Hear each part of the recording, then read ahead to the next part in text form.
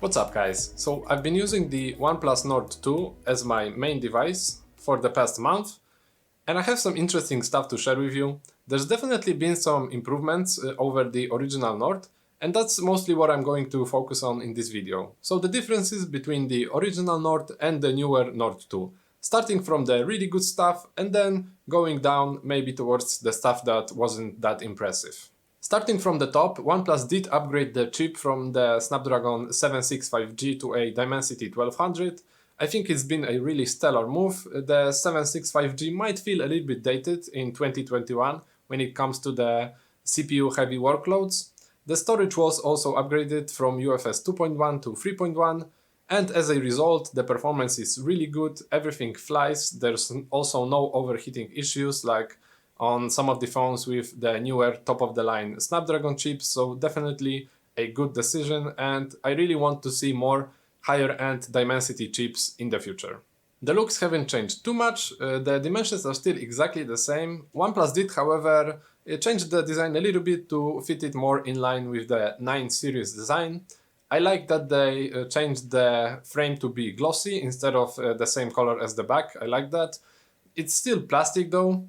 The back panel, even though it's glossy, it doesn't attract fingerprints that much. They really only show up when looking at it at a certain angle.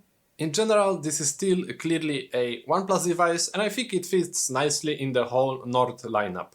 Oh, and the physical slider on the right side is also back, which was omitted in some of the lower-end Nord devices in the recent times. The battery department has seen a huge upgrade as well, from 4115 mAh to 4500 on the newer Nord, which is impressive considering they managed to keep the weight almost exactly the same. The Nord 2 is only 5 grams heavier than the original one. As a result of a bigger battery, the battery life is a little bit better. It easily holds up the entire day of heavy usage. The Nord 2 is also capable of 65 watt fast charging, which is very impressive, in line with the OnePlus 9 and 9 Pro. And the 65 watt warp charger is also included with the device. OnePlus claims 30 minutes from 0 to 100. In reality, I got a little bit more, like 35-37 minutes, which is still really impressive. The last major upgrade we've got is in the camera department. The main sensor is now actually the IMX766, which is the exact same sensor that has been used in ultra-wide cameras on OnePlus 9, OnePlus 9 Pro, Oppo Find X3 Pro, which are all devices that cost more than twice the price of Nord 2, so really impressive. The ultra-wide camera hasn't been changed and we also got a monochrome camera instead of macro and depth sensor from the original Nord, supposedly to help with the autofocus. The main camera quality is excellent. Photos come out sharp, with great colors and solid dynamic range. I honestly think some of them really hold up to much more expensive devices. I was also very impressed with the night mode. The low light photos came out okay, but not amazing, but the night mode really helped to bring up a lot of detail in the shadows, and as a result I got some very nice photos at night with the Nord 2. The ultra-wide quality is rather poor. I would really advise not using it if you really don't have to.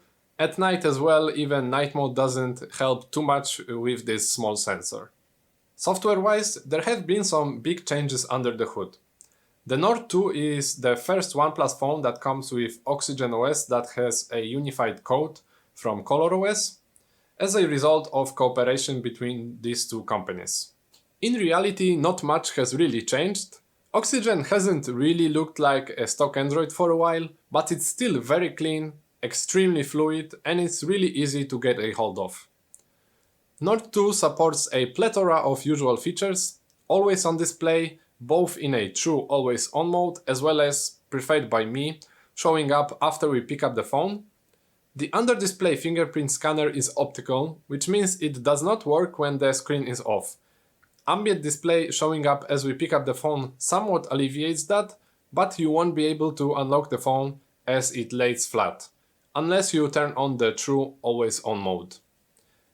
Customization options are plenty. I have no doubts that you will be able to make the phone your own. There are multiple ways to fit the phone to your liking. Pretty much anything that could be customizable is. Most of the animations, clocks, icons, colors can be changed. I also like some of the animations. Weirdly smooth. All the aforementioned stuff is great, and it's really hard to find something to nitpick about with the Nord 2. If I had to pick one thing, it would be the screen. It is actually the same panel as in the original Nord, 90Hz AMOLED with Full HD resolution, so it's not bad, but for some reason it actually feels dimmer than the original Nord. And GSM Arena lab tests actually confirmed that the max auto brightness for some reason is lower with the Nord 2 than the original Nord. It's not that huge of a deal, but it's not great to use in direct sunlight. But that's really the only nitpick I could find with the Nord 2. Okay, conclusion time. After a month with the Nord 2, I can honestly say I'm pretty impressed. It's been mostly great, not a lot of stuff to complain about with this phone, it's priced pretty competitively.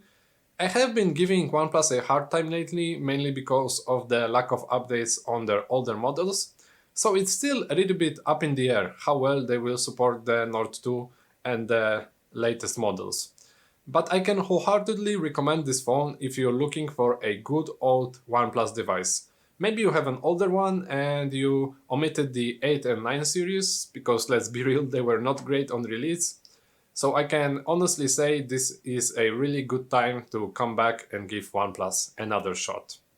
That's gonna be it from me for today. As usual, feel free to drop the thumbs up and subscribe if you want to support the channel moving forward, and I'll see you in the next video.